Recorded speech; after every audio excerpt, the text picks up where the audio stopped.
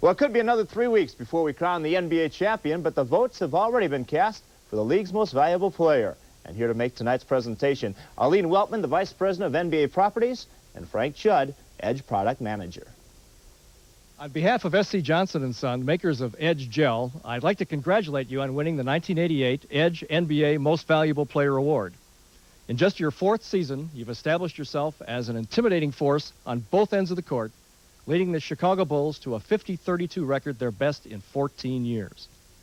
Michael, nobody does it better. Congratulations to you from Edge and from your fans all over the country. First of all, I'd like to say thank you to Edge Gel for presenting me with this award. I think a lot of gratitude have to go out to my teammates and my coaching staff and the fans of Chicago. I think without them, I couldn't accomplish the feats that I did. And hopefully we can come back and do the same thing next year and improve our record and do better in the playoffs and just have an all-around better season next season. Thanks a lot.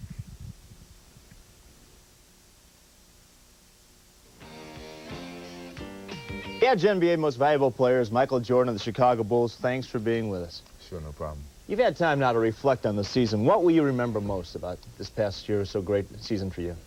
Well, I think it's just the way that the team came together, and although we didn't look as good as most teams did on paper, we really went out and played hard and accomplished a lot of feats that a lot of people didn't think we could accomplish. And individually, I think it helped me show all-around talents that I felt I had, and my teammates had a lot to do with that.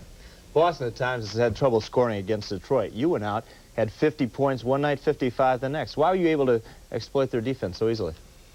Well, Detroit is a tough team, especially in the playoffs. During the course of the season, I had some good games against them, but it seems as though in the playoffs they came up with a defense that really just said that, well, we're not going to let Michael Jordan score, and we're going to make the other guys hurt them. And I think it's something similar to Boston, but Boston's got other scores on their team, and it's not quite going to work the way that it did against us. It has to be a frustrating feeling to sit here and watch the two teams playing the playoffs despite the fact you had the great year. What's missing from the Bulls that will get you up to the next level? I think our primary goal is to get another score because I think that most teams play against us really feel they have to stop me to stop the Chicago Bulls. And once we feel that we can get another scorer who can take up that leadership and that scoring, I think it's going to make us a much better team. You've been the NBA scoring champion the last 2 years. You wouldn't mind relinquishing some of that role? No, I wouldn't mind. If we're going to get more wins and accomplish more feats as a team, I think all the individual accolades that I've captured at this time, I can render some of the things for some of those accolades for other players. Okay, you're one of the most recognized people in the world, but yet you still have a way to find your privacy. Where were you last week when the votes were counted? I was playing golf somewhere in North Carolina. No one knew where I was, and this was a great time for me to get some relaxation for my mind and physically. And the Bulls didn't know, my attorneys didn't know, and it was great for me to do that. It really helped me mentally. Early tee-off time, I guess.